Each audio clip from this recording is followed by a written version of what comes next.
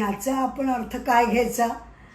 तर आपण असं म्हणायचं की ठीक आहे, एक बॅड पॅच माझ्या आयुष्यात आला, अगदी वाईट वेळ आली, खराब वेळ आली, मान्य, आणि त्यानं मला चिक्कार नैराश्य आलं, हे पण बरोबर आहे. पण आता त्यातून मी बाहेर पडीन म्हणजे पडीनच.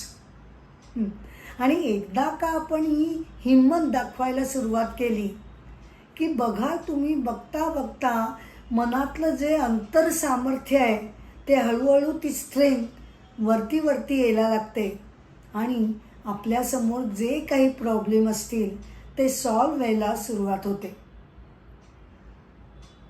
ऋग्वेदामध्ये असं एक सूत्र मांडलेलं आहे बरं का, की जर एखाद्या मनुष्याला काही संकटांना फेस करावं लागलं तर त्यानं तो निराश न होता अगदी